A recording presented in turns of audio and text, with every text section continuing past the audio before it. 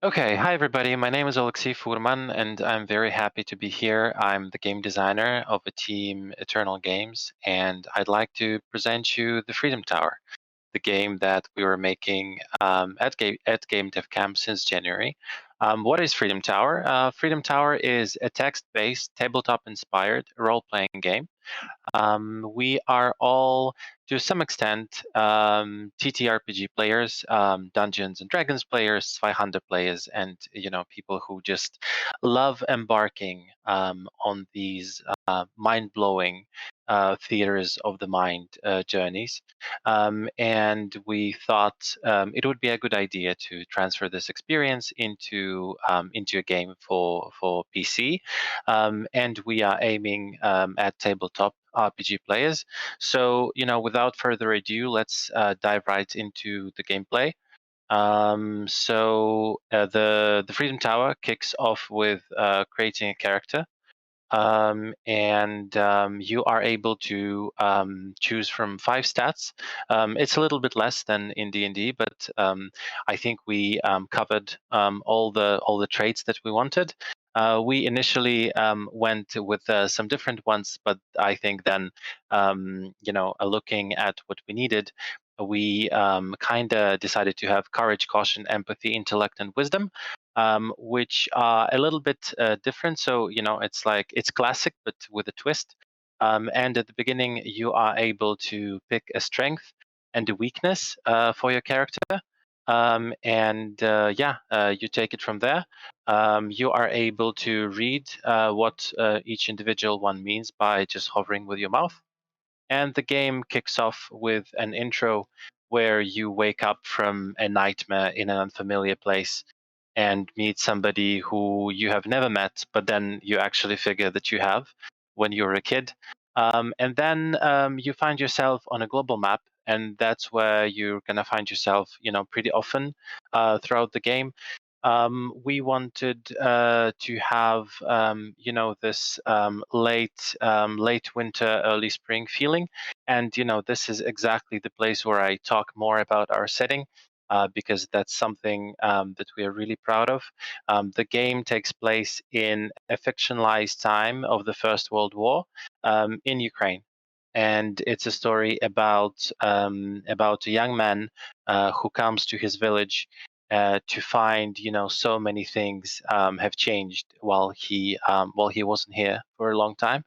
And yeah, so it's a monomythical story that kicks off with you meeting your allies. So the mage that you meet at the beginning of the game invites you to practice, and that's where we show off the encounters that we have that play out similar to a dialogue, but with a twist, because later, as you find these, you would be able to pick a character for the encounters. So as soon as you meet all 2 characters, a mage and an ally in monomythical structure, you would be able to pick a character to conduct a certain action and just go with it. And you have to also, kind of keep on the lookout for action points, because as soon as you get tired, you need to get a rest. And there are 2 ways to do that. You either are able to go and see Konitsia, the spirit of the well, a mythical being, and get a little bit of rest, or you can end the day and switch to another. But then in our demo on day 3, the boss battle will basically take place. So you have to, kind of measure your actions in that. The games that we're looking at were Disco Elysium for, just for how the game plays, for the dialogues, for the roles. Citizen Sleeper a lot, albeit I think we wanted to be more like Citizen Sleeper at the beginning, but then we transitioned to making a lot of things different. And Road Warden, an amazing heavy text-based RPG that recently came out. So our features are exploring the world. You would be able to meet a lot of people, get in a lot of situations, and get in a lot of battles that you have to win to kind of push the story forward.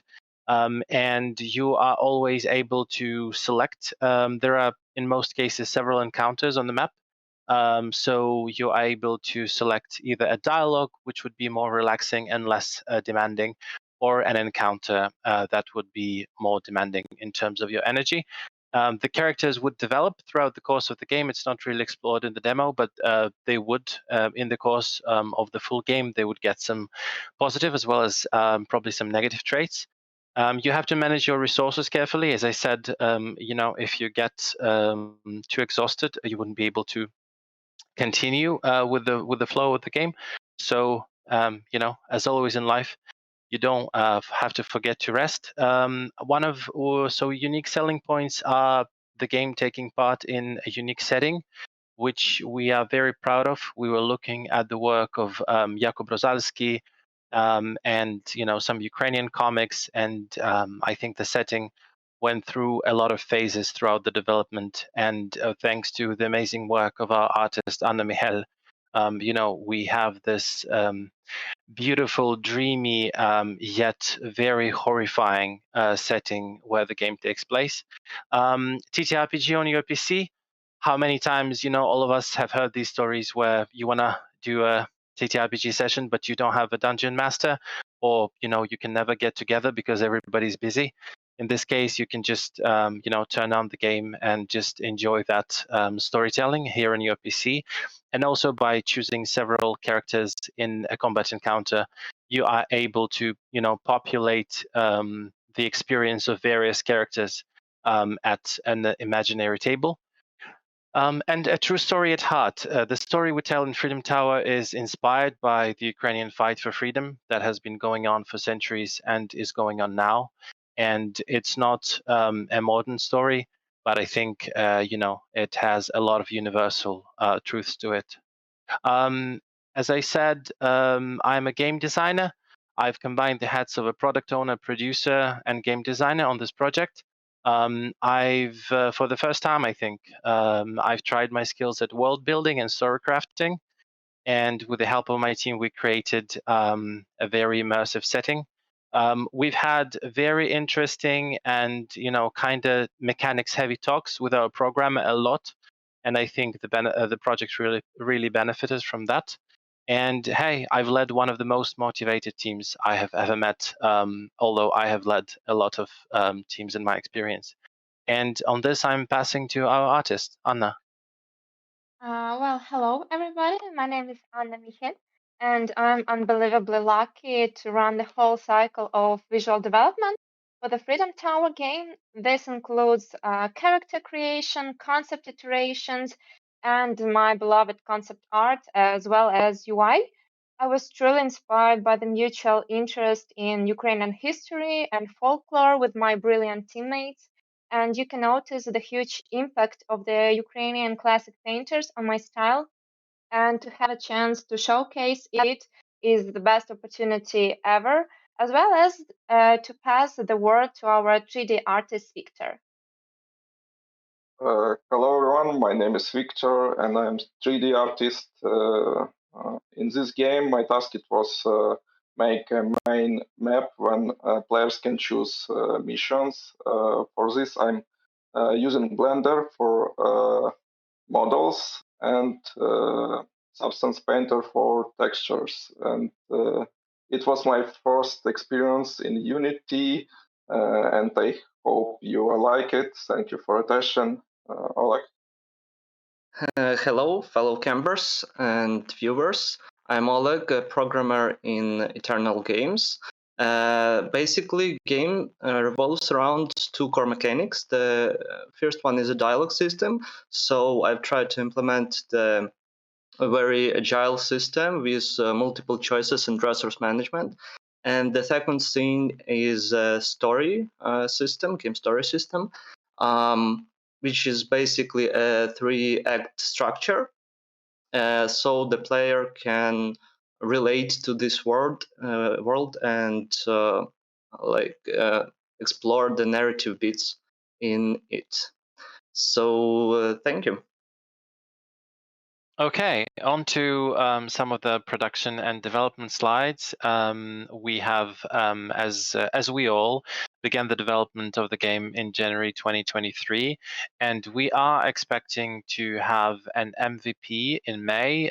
We still want to, make some additions, make some tweaks, fix some bugs. So I think in May we're going to have something that would be proud to call an MVP. And then from then on, through vertical slice, alpha, and beta, we are looking at a PC release in around November 2024.